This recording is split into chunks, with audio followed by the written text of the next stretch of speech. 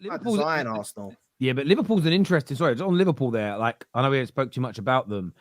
A lot of Liverpool fans came on the match reaction Saturday evening and were telling me, "Oh, we were boring. You know, we weren't very good. I weren't very impressed." I was looking at it. I understand from an entertainment's point of view, it wasn't great, and it was boring.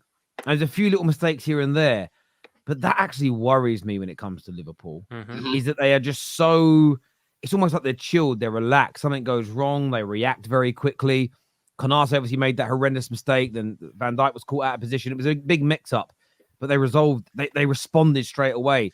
You know, Trent, very good defensively. The one time he gets cooked, Konate comes across and challenges. They dominate the possession.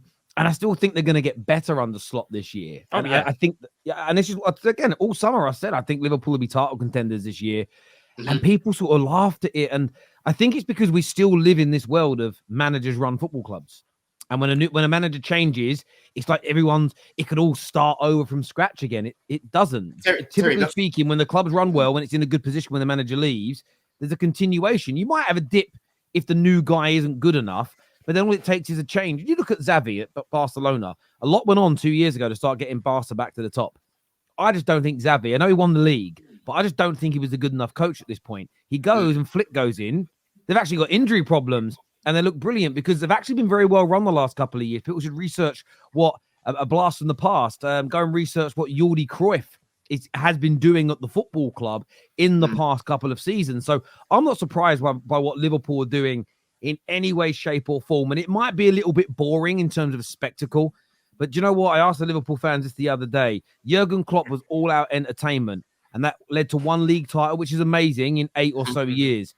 You would swap for more boring football to win 2 or 3 additional Premier Leagues in the next 8 years. Last season. The reason we didn't win the league last season was we weren't boring enough. And we had too many end-to-end games because we had it in our hands last season. And we went into April and we returned too many games against opposition that you should have been beaten into basketball matches that we couldn't win. I'm happy with the way we're playing in terms of the style of it. Are the performances there? No, not really. That game against Wolves was probably the worst games like that, game. It was a bit scrappy. But we got through it. That's the big thing. We always struggle at Wolves away. We got through it in the right way. And on the balance of things, we deserved to win. We weren't great, but we deserved to win because we limited Wolves to nothing. Their goal was a calamitous mistake that won't happen again. And outside of that, their best chance was worth like 0.04 XG. See, Tom, like the main thing, it all came at once. The main thing for me is basically what I was saying to you in the summer. I just think your squad, for example, if Gravenberch goes down right now, you're back to Endo, right? And it'd probably be Jones. Jones are playing. Okay, there. maybe Jones, but he's not as good as Gravenberch in that first phase. Gravenberch has been, like I said, he's been the most consistent midfielder so far this season, right? So I just have to look at your squad. You know, Szoboszlai at the minute. Harvey Elliott should be starting ahead. I know he's injured right now, but when he comes back, he has to come into that 11 because Szoboszlai is just a. My point there with Szoboszlai, and I've had it all season long. No team can win the Premier League without having a guy who can cover ground in the midfield. You're just going to get ran through otherwise. McAllister's not great at covering ground. McAllister's not great at covering ground. Gravenberch is having to do a different job, i.e. sitting deeper and sort of being the metronome for everything. And we want to put Trent into high positions. Szoboszlai's, the majority of his game at the minute this season for us has been the role that people took the piss out of Henderson for doing. How much you spend again? 60 million. So you spend 60 million on an attacking midfielder, and the first thing you're telling me is, oh yeah, well he's there to press. I'm not arsed. He's doing a job. I really couldn't care. He's doing a job for me. He's not. If my problem was he's not creating enough, I'd tell you. But the fact of the matter is, he's not the guy that we want to create in the team. When you've got Trent and Salah there, well, they get the ball first. That's his job. If you're playing something, it's not his job though. It's not though because that's not his role. What do you mean? Not every number 10. Role. Press, bro. I'm not having that. Every attacking midfielder has a different role. Palmer doesn't play the same way as Ozil did. Bro, Palmer presses as well as creating, as well as scoring. Szoboszlai pressing is the bare minimum I expect from him.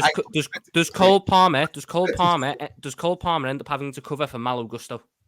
Because he's the only guy with an engine in the midfield who can cover that distance. Bro, I get what you're saying. Yes, he helps cover ground. We cannot. My point is, you can get you can moan about Szoboszlai and this, that, and the other.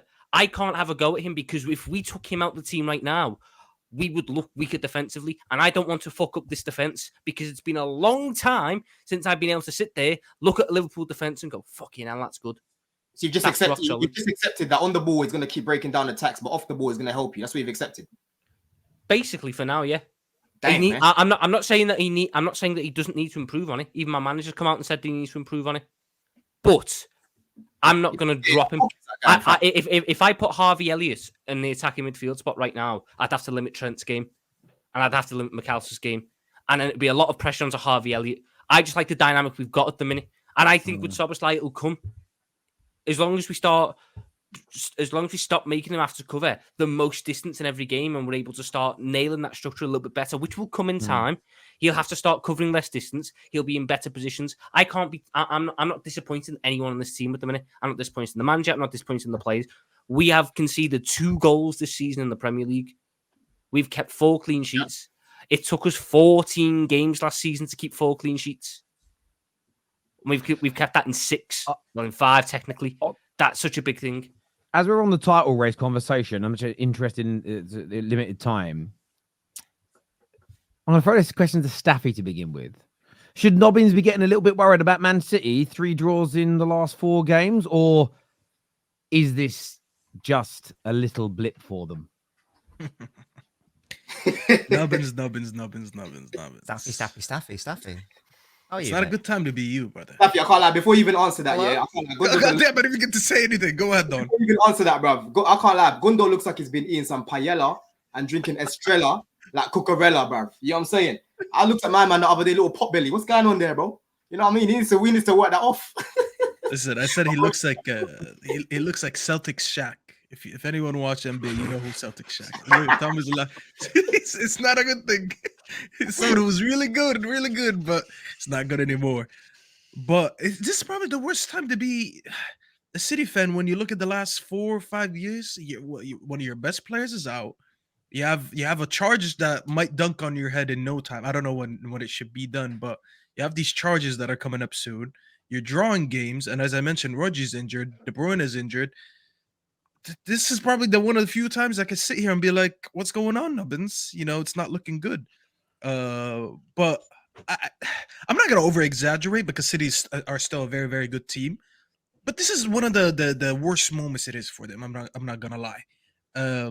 With all these injuries, as I said, and dropping points, and I'm looking at it, I don't feel like they strengthened a lot this summer. Gundogan is not looking like what he was 2-3 years ago. Savio has been good. Well, I think you have a lot of issues, Dublin, and if there was any time City is up there for the taking, I think it's right now. I don't know how you personally feel. I won't tell you, oh my God, start panicking, because you still have the best manager in the world. That's always going to be the X factor that you have, no matter what. But I do think you should be just slightly weird, like a little tinkle there, you know, nothing crazy. Yeah, of course. Yeah, we lost our most important player, of course, as a concern. I guess, because I know we need to wrap up soon. I guess all I would say is that these conversations we were having last season around this time, and also the season before that, and I think even maybe the season before that as well. So I guess you can obviously never really count City out. There's always this case of early adversity, and then Pep manages to find a way out of it. So that'll be the hope from a City perspective. It's maybe his biggest test because Rodri is irreplaceable, as we all know. So it would just be a question of how quickly can he figure that Rodri question out, to be honest. Can I ask you a question? So many questions. I'm a very popular man. Yeah, no, I was just going to ask. I know we'll never know, but do you think you win the last 2 seasons against Arsenal if Rodri had got injured at the first 5 games in them seasons for the whole season? Last year, if he got injured 5 games in, do you think you win that season? No, because Gundogan wasn't at the club. Okay, yeah, that's a good answer. All right, yeah, fair enough. Yeah, but the guy that you've signed back, you ever seen that film Changeling with Angelina Jolie, where a kid goes missing and then the government, like, they give her back a kid, but it ain't hers?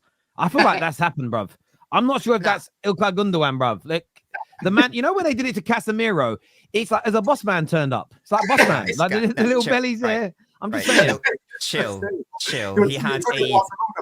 He had a rusty performance after having a very good season with Barcelona and at the Euros in a position which he's not really hopefully going to be playing for the remainder of the season.